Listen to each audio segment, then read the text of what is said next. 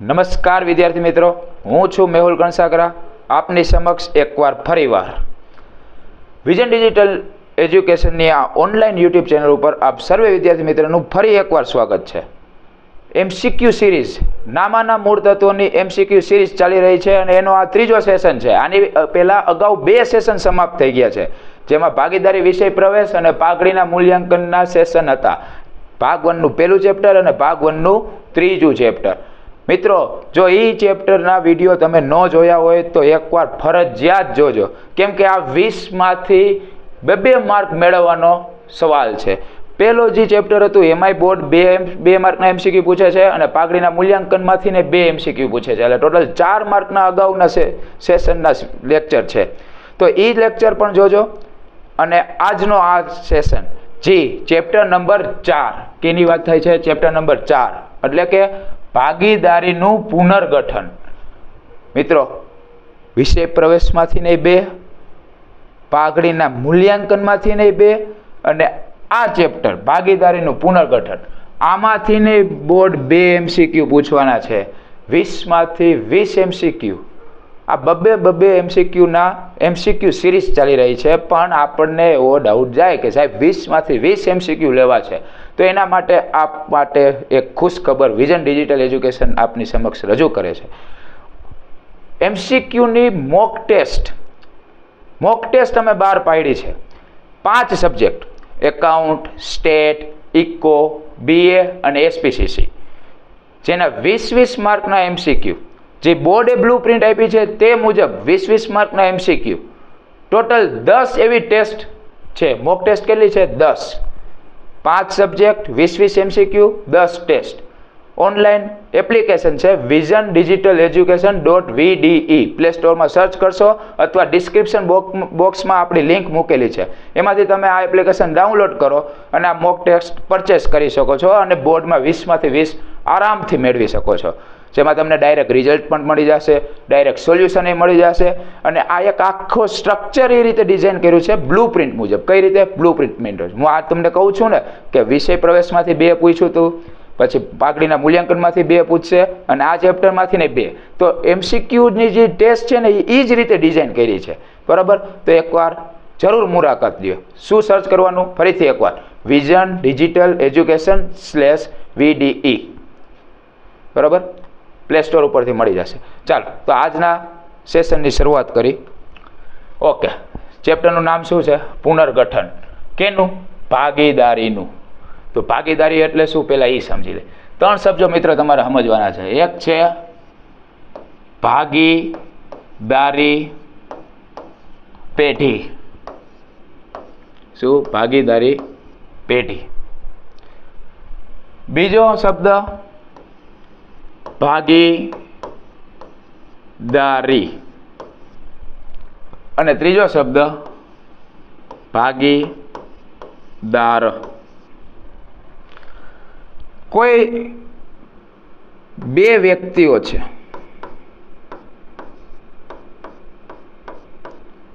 બંને એક આર્થિક પ્રવૃત્તિ કરવા માટે એક પેઢીની રચના કરે છે. બંનેનો એક જ હેતુ છે. શું? નફો કમાવાનો હેતુ. શું હેતુ છે? નફો કમાવાનો હેતુ. તો 2 કે તેથી વધુ વ્યક્તિઓ નફો કમાવાના હેતુથી જે કાંઈ પણ આર્થિક પ્રવૃત્તિ કરે એને શું કહેશું? ભાગીદારી પેઢી. શું કહેશું? ભાગીદારી પેઢી. બરાબર? ભાગીદારી પેઢી સમજાઈ ગયું? નેક્સ્ટ, ભાગીદારી એટલે શું? હવે આની અંદર જે આ ભાગીદારો છે, બંનેનો હેતુ શું છે? નફો કમાવાનો. તો કોણ કેટલો નફો રાખશે? વ્યક્તિ A કેટલો નફો રાખશે, વ્યક્તિ B કેટલો નફો રાખશે, એનું એક પ્રમાણ હોય. શું હોય? પ્રમાણ. કે ભાઈ જે કાંઈ પણ છે એમાંથી વ્યક્તિ B એ છે એ 60% પ્રોફિટ રાખશે, B છે એ 40% પ્રોફિટ રાખશે.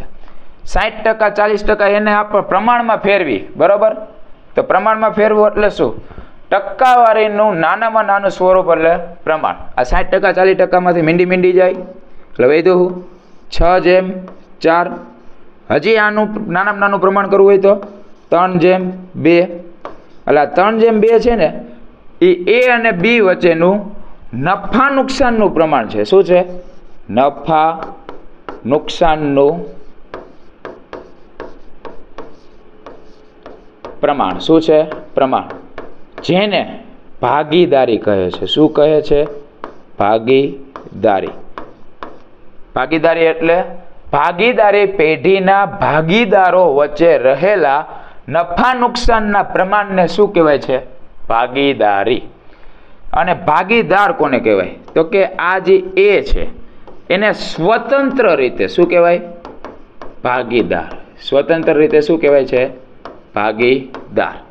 બરાબર. ફરીથી એકવાર 3 વ્યાખ્યા સમજી લઈ, પછી MCQ ચાલુ કરી. ભાગીદારી પેઢી, 2 કે તેથી વધુ વ્યક્તિઓ નફો કમાવાના હેતુથી જે કાંઈ પણ આર્થિક પ્રવૃત્તિ કરે એને શું કહેવાય? ભાગીદારી પેઢી. ભાગીદારી પેઢીમાં રહેલા ભાગીદારો વચ્ચેના નફા નુકસાનના પ્રમાણને શું કહેવાય? ભાગીદાર. અને આ જે ભાગીદાર છે એને આમાં જે પેઢીમાં જે વ્યક્તિ છે એને સ્વતંત્ર રીતે શું કહેશું? ભાગીદારો. બરોબર. ચાલો MCQ ચાલુ કરી. પહેલો MCQ છે ભાગીદારી પેઢીના પુનર્ગઠનમાં ત્યાગ. શબ્દ છે પુનર્ગઠન. પુનર્ગઠન કેનું પુનર્ગઠન? ચેપ્ટરનું નામ શું છે? ભાગીદારીનું પુનર્ગઠન. શું? ભાગીદારીનું પુનર્ગઠન. માની લ્યો 2 વ્યક્તિ હતા, હાલો 3 વ્યક્તિ લઈ લે. A, B અને C. આ લોકોનું કંઈક પ્રમાણ હતું કે 5:3:2. આને જૂનું પ્રમાણ કહું છું. શું કહું છું? જૂનું પ્રમાણ. આને ભાગીદારી કહેવાય કે ન કહેવાય? હા કે ના? યસ, ભાગીદારી. કેવી ભાગીદારી? જૂની ભાગીદારી. એમાં પુનર્ગઠન થયું. પુનર્ગઠન એટલે પુનઃગઠન. ભાગીદારીની પુનઃરચના એને શું કહેવાય? પુનર્ગઠન. તો જે આ 5:3:2 છે, બરાબર, એની ફરીથી રચના કરવામાં આવે છે. મીન્સ નવું પ્રમાણ નક્કી કરવામાં આવે છે. શું નક્કી કરવામાં આવે છે? નવું પ્રમાણ. તો આ પહેલા પ્રમાણ હતું 5:3:2. પછી કોઈ પણ કારણ હોય, કારણો તો કેટલાય હોઈ શકે, એમાંથી કોઈ પણ કારણસર આના પ્રમાણમાં શું થાય છે? ફેરફાર થાય છે અને નવું પ્રમાણ અસ્તિત્વમાં આવે છે. કેવું પ્રમાણ અસ્તિત્વમાં આવે છે? નવું પ્રમાણ. માની લ્યો 4:3:3. બરાબર. નવું પ્રમાણ અસ્તિત્વમાં આવે. તો આના કારણે અમુક ભાગીદારોને ત્યાગ થાય, અમુક ભાગીદારોને લાભ થાય. જોઈએ. માની લ્યો આ A છે. પહેલા એને કેટલો ભાગ મળતો હતો? ટોટલ કેટલા ભાગ છે? 5, 6, 7, 8, 9, 10. 10 માંથી A ના કેટલા ભાગ? 5, B ના 3, C ના 2. હવે નવો ભાગ નક્કી થયો 4:3:3. ટોટલ કેટલા ભાગ? 10.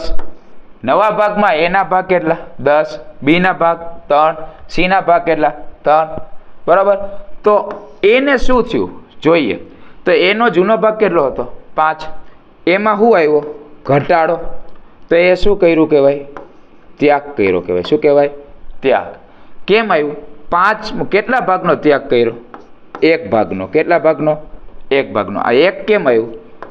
5 - 4. 5 એટલે કેવું પ્રમાણ? જૂનું પ્રમાણ. 4 એટલે નવું પ્રમાણ. તો ત્યાગનું સૂત્ર શું થાય? જૂનું -9. બી છે એ શું છે? તટસ્થ. નથી ત્યાગ કરતો, નથી લાભ કરતો. એને પહેલા 3 મળતા, પછી 3 મળે. સી ને પહેલા 2 મળતા, હવે એને 3 મળે. તો એને શું થયો? લાભ. એમાં વધારો થયો. કેટલા ભાગનો વધારો થયો? 1. એ 1 ગોતવું હોય તો કેમ આવે? 3 માંથી 2 બાદ કરવા પડે ને. 3 એટલે નવું પ્રમાણ, 2 એટલે જૂનું પ્રમાણ. બરાબર. તો લાભનું સૂત્ર શું થાય? 9 - જૂનું. તો અહીંયા આપણને શું પૂછ્યું છે? ત્યાગનું સૂત્ર પૂછ્યું છે. તો ત્યાગનું સૂત્ર શું થાય? જૂનું - 9. તો નવા નફા નુકસાનનો ભાગ ગુણ્યા જૂના નફા નુકસાનનો ભાગ નો આવે. નવા નફા નુકસાનનો ભાગ માઇનસ જૂના નફા નુકસાનનો ભાગ નો આવે. જૂના નફા નુકસાનનો ભાગ માઇનસ નવા નફા નુકસાનનો ભાગ. Option C is the right answer. Okay, next. ભાગીદારી પેઢીના પુનર્ગઠન વખતે પાક્કા સરવાયામાં દર્શાવેલ કારીગર નફા ભાગ ભંડોળ. જો પુનર્ગઠન થાય ને,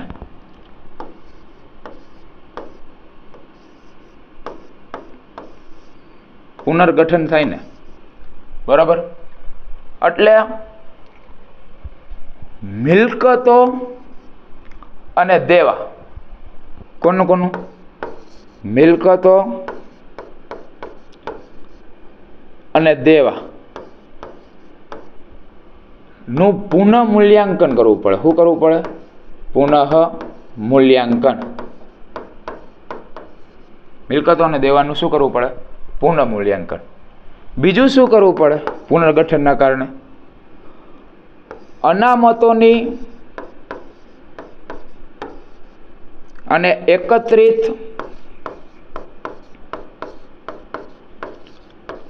નફા કે ખોટની ભાગીદારો વચ્ચે વહેંચણી કરવી પડે. શું કરવી પડે? વહેંચણી. બરાબર. તો કારીગર નફા ભાગ ભંડોળ શું છે? નફા ભાગ ભંડોળ. ઈ અનામત નથી. જો 3 શબ્દ છે, ખાસ ધ્યાનમાં આપજો. કારીગર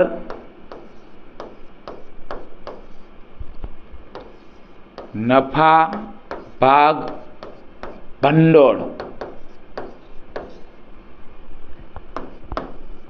કારીગરના બચત ખાતા અને કારીગર અકસ્માત વળતર ભંડોળ. આ 3 શબ્દમાંથી એક જ શબ્દ અનામત છે. તમારે અનામતનો અ યાદ રાખવાનો અને અકસ્માતનો અ. આ એક જ અનામત છે અને આ અનામત છે ને એ જ ભાગીદારો વચ્ચે વેચાય. બાકી બે છે ને એ દેવ છે. શું છે? દેવ. અને દેવનું શું થાય? પુનઃ મૂલ્યાંકન. શું થાય? પુનઃ મૂલ્યાંકન. તો એ એમ કહે છે ભાગીદારી પેઢીના પુનર્ગઠન વખતે પાક્કા સરવાયામાં દર્શાવેલ કારીગર નફા ભાગ ભંડોળ ક્યાં દર્શાવવામાં આવે? બરાબર. તો ક્યાં દર્શાવવામાં આવે? તો એનું થાય શું? પુનઃ મૂલ્યાંકન. એટલે આ મૂડી વાળું જે છે એ તો નીકળી ગયું. હવે પુનઃ મૂલ્યાંકન. બરાબર. દેવ હોય ને એ શું હોય? શું દેવ હોય એની બાકી કેવી હોય? જમા બાકી હોય. કેવી બાકી હોય? જમા બાકી. તો પાક્કા સરવાયામાં પુનઃ મૂલ્યાંકન ખાતે શું બતાવવામાં આવશે? જો એમાં ફેરફાર થાય તો જમા બાજુ કે એવું કંઈ આવે, બાકી આ ઓપ્શન એ આવે નહીં. બાકી પુનઃ મૂલ્યાંકન બાદનું જે પાકું સરવૈયું બનવામાં આવે એમાં તમારે મૂડી દેવા બાજુ, દેવ કઈ બાજુ લખવામાં આવે? મૂડી દેવા બાજુ લખી નાખવાનું. એટલે option B is the right answer. Option B. બરાબર. નેક્સ્ટ. ભાગીદારી પેઢીનું પુનર્ગઠન થાય ત્યારે મિલકતોની કિંમતમાં વધારો. મેં તમને કીધું ને કે મિલકતો અને દેવાનું પુનઃ મૂલ્યાંકન થાય. શું થાય? મિલકતો અને દેવાનું પુનઃ મૂલ્યાંકન. પુનઃ મૂલ્યાંકન એટલે શું થાય? બે જ વસ્તુ થાય. કાં તો મિલકતોને દેવામાં વધારો થશે, કાં મિલકતોને દેવામાં ઘટાડો. એટલે હું તમને 4 વસ્તુઓ ઇનશોર્ટ કહી દઉં. કાં તો મિલકતોમાં શું થશે? વધારો, કાં મિલકતોમાં ઘટાડો, કાં દેવામાં વધારો, કાં દેવામાં ઘટાડો. આ જે વધારો ઘટાડો થયો ને મિલકતોને દેવાનું, એની પુનઃ મૂલ્યાંકન ખાતામાં અસર જાય. કયા ખાતામાં અસર જાય? પુનઃ મૂલ્યાંકન ખાતા. હવે કઈ બાજુ અસર જાય? તો એના માટે મારો એક બનાવેલો નિયમ છે, બહુ મજા આવે એવો નિયમ છે. નિયમ જ એવો હોય, મજા આવે. જો તમને મજા આવે તો શું કરવાનું? જમા કરવાનું. શું કરવાનું? મજા આવે તો જમા. મજા ન આવે તો ઉધાર. નિયમ બહુ સિમ્પલ છે. મજા આવે તો જમા, મજા ન આવે તો ઉધાર. તમારી પાસે કંઈક મિલકત હતી, એમાં વધારો થયો તો મજા આવે. મજા આવે તો પુનઃ મૂલ્યાંકન ખાતે શું કરવાનું? પુનઃ મૂલ્યાંકન ખાતું જમા કરવાનું. શું કરવાનું? પુનઃ મૂલ્યાંકન ખાતું જમા. મિલકતોમાં ઘટાડો થયો, તમારી મિલકત ઘટી ગઈ, મજા આવે? મજા ન આવે. મજા ન આવે તો પુનઃ મૂલ્યાંકન ખાતે ઉધાર કરવાનું. શું કરવાનું? ઉધાર. નેક્સ્ટ, દેવામાં વધારો. દેવા વધી ગયા, મજા આવે? ન આવે. મજા ન આવે તો ફરી એકવાર શું કરવાનું? પુનઃ મૂલ્યાંકન ખાતે ઉધાર. દેવામાં ઘટાડો, કોકને દેવાના હતા એ ઘટી ગયા તો મજા આવે. મજા આવે તો પુનઃ મૂલ્યાંકન ખાતે જમા. સિમ્પલ નિયમ. મજા આવે તો જમા, મજા ન આવે તો ઉધાર. તો આમાં શું કીધું છે? પુનઃગઠન થાય ત્યારે મિલકતોની કિંમતમાં વધારો. મિલકતોની કિંમતમાં વધારો તો મજા આવે. આવે તો જમા. એટલે પુનઃ મૂલ્યાંકન ખાતું શું થાય? જમા. તો પુનઃ મૂલ્યાંકન ખાતું જમા વાળા બે ઓપ્શન છે, બરાબર. વધારો થયો છે તો મિલકતમાં પ્લસ કરવાનું, ઘટાડો થયો છે તો મિલકતમાં માઇનસ કરવાનું, વધારો થયો છે તો દેવામાં પ્લસ કરવાનું, ઘટાડો થયો છે તો દેવામાં માઇનસ કરવાનું. તો આપણને શું પૂછ્યું? વધારો. તો મિલકતમાં ઉમેરાય. આ ઉમેરાય એ ઓપ્શન સાચો, એટલે ઓપ્શન એ સાચો. નેક્સ્ટ, ભાગીદારી પેઢીમાં પુનર્ગઠન થાય ત્યારે દેવાની કિંમતમાં શું થાય છે? ઘટાડો. દેવાની કિંમતમાં ઘટાડો થાય. દેવાની કિંમતમાં શું થાય છે ભાઈઓ તથા બહેનો? ઘટાડો. કોકને દેવાના હતા એમાં ઘટી ગયા તો મજા આવે. મજા આવે તો પુનઃ મૂલ્યાંકન ખાતું શું કરવાનું? જમા. એટલે પુનઃ મૂલ્યાંકન ખાતું જમા એવા બે ઓપ્શન, પુનઃ મૂલ્યાંકન ખાતે જમા, પુનઃ મૂલ્યાંકન ખાતે જમા. હવે દેવામાં ઘટાડો. દેવામાં ઘટ્યા હોય તો કરવાનું શું? માઇનસ. તો દેવામાંથી બાદ. આ જમા અને દેવામાં બાદ. ઓપ્શન એ ફરીવાર જે તે દેવામાંથી બાદ અને પુનઃ મૂલ્યાંકન ખાતે જમા. ચાલો નેક્સ્ટ. પુનઃ મૂલ્યાંકન ખાતાને ખાલી જગ્યા તરીકે પણ ઓળખવામાં આવે છે. બીજું નામ પુનઃ મૂલ્યાંકન.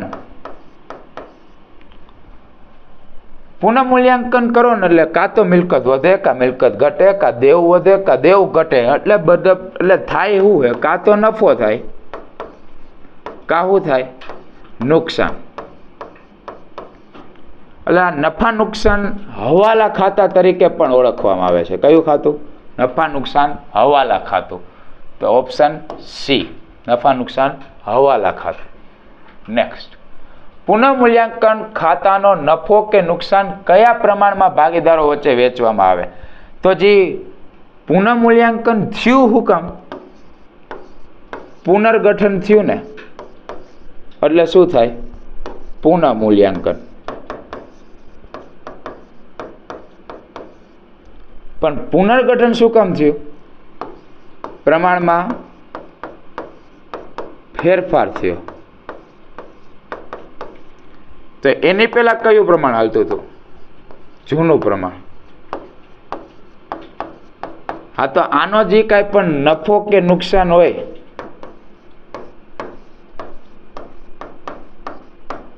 એ તમારે વેચવાનું કયા પ્રમાણમાં? જૂના પ્રમાણમાં. કયા પ્રમાણમાં વેચવાનું? જૂના પ્રમાણમાં. તો નવા નફા નુકસાનના પ્રમાણમાં નહીં, કયા પ્રમાણમાં? જૂના નફા નુકસાનના પ્રમાણમાં. જેથી કરીને કોઈની હારે અન્યાય ન થાય. ચાલો નેક્સ્ટ. ભાગીદારી પેઢીના પુનર્ગઠન વખતે પાકા સરવાળામાં દર્શાવેલ એકત્રિત નફો ક્યાં દર્શાવવામાં આવે? જો એકત્રિત નફો, આની પહેલા આપણે વાત થઈ. પુનર્ગઠન થાય એટલે બે વસ્તુ થાય, મિલકતોને દેવા અને અનામતો, અથવા એકત્રિત નફો કે ખોટ. એ ભાગીદારો વચ્ચે વેચણી થાય. ભાગીદારો વચ્ચેની વેચણી કયા ખાતામાં થાય? મૂડી ખાતામાં. કયા ખાતામાં વેચણી થાય? મૂડી ખાતામાં.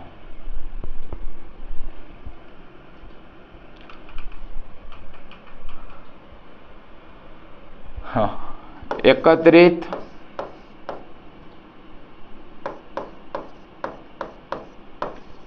નફો કે ખોટ વેચાય કયા ખાતામાં? મૂડી ખાતામાં. કયા ખાતામાં? મૂડી ખાતામાં.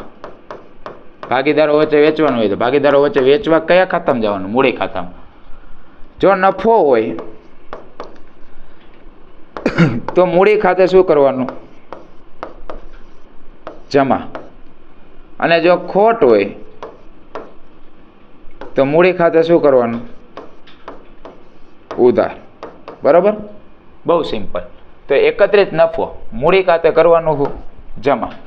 તો ભાગીદારોના મૂડી ખાતામાં જમા બાજુ. પુનઃમૂલ્યાંકન ખાતું કે ફાળવણી ખાતું કે એવું કંઈ આવે નહીં. નેક્સ્ટ. ભાગીદારી પેઢીના પુનર્ગઠનમાં લાભનું પ્રમાણ. લાભનું પ્રમાણ, આની પહેલા આપણે સી ની વાત કરી. ખાલી સી નો ટોપિક લઈ. કેનો? સી નો. સી ને પહેલા 2 ભાગ મળતો હતો, હવે કેટલો ભાગ મળે છે? 3 ભાગ. બરાબર? સી ને જૂનો ભાગ કેટલો મળે છે? 2. અને નવો ભાગ 3. તો એને શું થયો? લાભ થયો. કેટલા ભાગનો લાભ થયો? 1. આ 1 કેમ આવ્યું? 3 માંથી 2 બાદ કર્યા હોય તો 1 આવે. 3 એટલે કયો ભાગ? નવો ભાગ. 2 એટલે કયો ભાગ? જૂનો ભાગ. એટલે આવે શું? 1, જેને આપણે શું કહી? લાભ. એટલે લાભનું સૂત્ર શું થાય? નવો ભાગ માઇનસ જૂનો ભાગ. તો નવા નફા નુકસાનનો ભાગ માઇનસ જૂના નફા નુકસાનનો ભાગ. ઓપ્શન એ તો આવી ગયો. નેક્સ્ટ. ભાગીદારી પેઢીના પુનર્ગઠન વખતે રોકાણો પુનઃમૂલ્યાંકન બાદના પાકા સરવાળામાં દર્શાવવામાં આવે. કઈ કિંમતે? જો પુનઃમૂલ્યાંકન થાય ને એટલે મિલકત હોય કે દેવ હોય એની કિંમતમાં ફેરફાર થાય. ફેરફાર શું થાય? કાં તો વધારો થાય, કાં શું થાય? ઘટાડો. પણ આ કેના આધારે થાય? તો કે જે બજારમાં હાલતું હોય ને એના આધારે. એ ટાઈમે બજાર કિંમત જે હોય ને એના આધારે. એટલે આન્સર શું આવશે? બજાર કિંમત. ભાગીદારી પેઢીના પુનર્ગઠન વખતે રોકાણો કઈ કિંમતે દર્શાવવામાં આવશે? બજાર કિંમતે. કઈ કિંમતે? બજાર કિંમતે. નેક્સ્ટ. ભાગીદારી પેઢીનું પુનર્ગઠન થાય ત્યારે ખાલી જગ્યા બનાવવામાં આવે. પુનર્ગઠન થાય એટલે શું કરવું પડે તમારે? ઘણી વાર રિપીટ થયું. પુનઃ મૂલ્યાંકન ખાતું તૈયાર કરવું પડે અસર આપવા માટે. એટલે શું તૈયાર કરવું પડે? પુનઃ મૂલ્યાંકન ખાતું. Option B. નેક્સ્ટ. ભાગીદારી પેઢીનું પુનર્ગઠન થાય ત્યારે મિલકતોમાં ઘટાડો. જો ભાઈ, મિલકતમાં ઘટાડો થાય. તમારી પાસે જે કાંઈ પણ મિલકત છે એમાં ઘટાડો થયો. મજા આવે? ન આવે ને? મજા ન આવે તો શું? ઉધાર. એટલે પુનઃમૂલ્યાંકન ખાતે શું થશે? ઉધાર. તો પુનઃમૂલ્યાંકન ઉધાર થાય એવા 2 ઓપ્શન છે. પુનઃમૂલ્યાંકન ઉધાર, પુનઃમૂલ્યાંકન ઉધાર. પ્લસ શું થયું? મિલકતમાં ઘટાડો. એટલે મિલકતમાંથી શું કરવાનું? બાદ. તો મિલકતમાંથી બાદ. Option A. ડન છે. નેક્સ્ટ. ભાગીદારી પેઢીનું પુનર્ગઠન થાય ત્યારે દેવાની કિંમતમાં થતા વધારાની અસર ક્યાં આપવામાં આવે? દેવાની કિંમતમાં વધારો. દેવાની કિંમતમાં વધારો. કોકને દેવાના હે એમાં વધારો થઈ ગયો, મજા આવે? ન આવે ને? મજા ન આવે તો ઉધાર, એટલે પુનઃમૂલ્યાંકન ઉધાર થશે. શું થશે? ઉધાર. તો પુનઃમૂલ્યાંકન ઉધાર હોય એવો એક ઓપ્શન ડી છે અને ઓપ્શન એ છે, બરાબર. અને દેવામાં શું કરવાનો છે? વધારો, એટલે દેવામાં શું થશે? પ્લસ. તો દેવામાં ઉમેરાય, ઓપ્શન એ. નેક્સ્ટ, સંચયિત નફો નુકસાન અથવા અનામત ભંડોળ કોણ વેચી લે? એટલે અનામત ભંડોળ કે નફો કે નુકસાન. સંચયિત એટલે એકત્રિત કરેલ. શું? એકત્રિત કરેલ.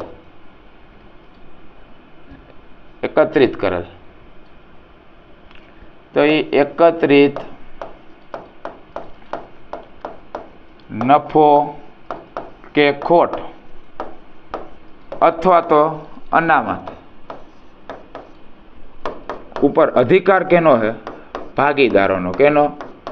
તો વેચશે કોણ? ભાગીદારો. કયા ખાતામાં વેચશે? ભાગીદારોના મૂડી ખાતામાં. કયા ખાતામાં? મૂડી ખાતામાં. તો કોણ વેચી લે? ભાગીદારો. હવે ભાગીદારો બે છે, જૂના ભાગીદારો કે નવા ભાગીદારો? તો ભાઈ આ એકત્રિત કરી હોય એની પાછળ કોણ જવાબદાર હોય? માત્ર ને માત્ર જૂના ભાગીદારો. પુનર્ગઠન થાય છે તો કોઈ નવો આવે તો એનું એમાં કાંઈ રોલ ન હોય. આ બધું ભેગું કર્યું એ બધું કોઈ ભેગું કર્યું હોય? જૂના ભાગીદારો. એટલે ઓપ્શન એ, જૂના ભાગીદારો વેચી લે. કયા પ્રમાણમાં વેચી લે? હજી એવું પૂછે તો કયા પ્રમાણમાં વેચી લે? જૂના પ્રમાણમાં. રેડી? નેક્સ્ટ, ભાગીદારનું પુનર્ગઠન એટલે શું? એ તો આપણે જ વાત થઈ કંઈક કે પહેલાં કંઈક જૂનું પ્રમાણ હતું, એમાં કંઈક ફેરફાર થયો એટલે શું આવ્યું? નવું પ્રમાણ, જેને આપણે શું કીધું? પુનર્ગઠન. તો પુનર્ગઠનની વ્યાખ્યા એટલે શું થાય? નફા નુકસાનના પ્રમાણમાં શું થાય છે? ફેરફાર. નફા નુકસાનના પ્રમાણમાં ફેરફાર. ચાલુ ભાગીદારોના નફા કે નુકસાનના પ્રમાણમાં ફેરબદલ. ઓપ્શન એ સાચું. જો પેઢીમાં નવા ભાગીદારોનો પ્રવેશ થાય, બે ભાગીદાર હતા, એ અને બી. એ બે વચ્ચે માની લ્યો પ્રમાણ હતું કંઈક 3:2. હવે કોઈક બહારનો વ્યક્તિ છે સી, એ ધંધામાં આવશે તો એ મફત કામ કરશે? ન કરે ને, એને કંઈક દેવું તો પડશે. તો પેલા પ્રમાણ 3:2 હતું, હજી 3:2 જ પ્રમાણ રાખીને સી ને મફત કામ કરવા રાખીએ, એમ હાલે? ન હાલે ને. કાંઈ નહીં તો એક ભાગ તો દેવો પડે કે નહીં સી ને? તો આ શું થયું? પ્રમાણમાં ફેરફાર. એટલે પ્રવેશ થાય ત્યારે પ્રમાણમાં ફેરફાર થાય. તો પ્રમાણમાં ફેરફાર થાય એને શું કહેવાય? પુનર્ગઠન. એટલે ઓપ્શન બી સાચું છે. કોઈ નિવૃત્ત, માની લ્યો 3 ભાગીદાર છે, એક્સ, વાય અને ઝેડ. પ્રમાણ હતું 5:3:2. એમાં ઝેડ નિવૃત્ત થયો અથવા તો એક્સપાયર થઈ ગયો, મૃત્યુ થઈ ગયું. તોય પહેલા પ્રમાણ હતું 5:3:2. હવે ઝેડ વયો ગયો તોય એને દીધા જ રાખવાનો, એનો નફાનો ભાગ ન દીધા રાખવાનો હોય ને. હવે પ્રમાણ શું થઈ જાય? 5:5 અથવા તો 1:1. તો પ્રમાણ શું થઈ ગયું? બદલી ગયું. જેને શું કહેવાય? નફા નુકસાનના પ્રમાણમાં ફેરફાર. એને પાછું કહેવાય પુનર્ગઠન. એટલે ઓપ્શન સી આવે. અને ઓપ્શન ડી શું કહે? ઉપરના બધા. એટલે સાચો આન્સર શું આવે? ઓપ્શન ડી, ઉપરના બધા જ. રેડી? નેક્સ્ટ, પુનઃમૂલ્યાંકન ખાતાની ઉધાર બાકી. કોઈ પણ ખાતાની બે બાકી હોય, એક ઉધાર બાકી જે તમને મળે જમા બાજુ, અને એક જમા બાકી જે મળે તમને ઉધાર બાજુ. ઉધાર બાકી એટલે થાય ખોટ. શું થાય? ખોટ. અને જમા બાકી એટલે થાય નફો. ભાગીદારી વિષય પ્રવેશનો લેક્ચર ન જોયો હોય તો એકવાર જોવા વિનંતી. આ બાબત એમાં વિગતવાર સમજાવેલી છે, બરોબર? ઉધાર બાકી એટલે ખોટ, જમા બાકી એટલે નફો. તો હું પૂછ્યું કે પુનઃમૂલ્યાંકન ખાતાની ઉધાર બાકી એટલે શું થાય? ખોટ. Okay, next. હવે થેન્ક યુની સ્લાઇડ આવી ગઈ છે. દેટ મીન્સ આપણો આ સેશન અહીં સમાપ્ત થાય છે. જો તમે વિડીયોને વિડીયો તમને ગમ્યો હોય તો લાઈક કરો, ચેનલ ઉપર પહેલી વાર હોય તો સબસ્ક્રાઈબ કરો અને બને એટલો આ વિડીયોને શેર કરો, જેથી કરીને તમને આંગળી ચિંધ્યાનું પૂન મળે. શું થાય છે, 20 માર્કની તૈયારી ચાલી રહી છે. શું ચાલી રહી છે? 20 માર્કની તૈયારી. એમાં અત્યાર લગી 3 સેશન કમ્પ્લીટ થઈ ગયા છે. આપણે આવા જો સેશન તમારે જોતા હોય તો ચેનલને સબસ્ક્રાઈબ કરવી ફરજિયાત બને. બરાબર, તો એકવાર જો ચેનલને સબસ્ક્રાઈબ ન કરી હોય તો કરો. બરાબર, અને બેલ આઇકન પણ દબાવી દો, જેથી કરીને તમને મારા લેક્ચરના નોટિફિકેશન મળતા રહે. બરાબર, બને એટલો આ વિડીયો શેર કરો. Thank you.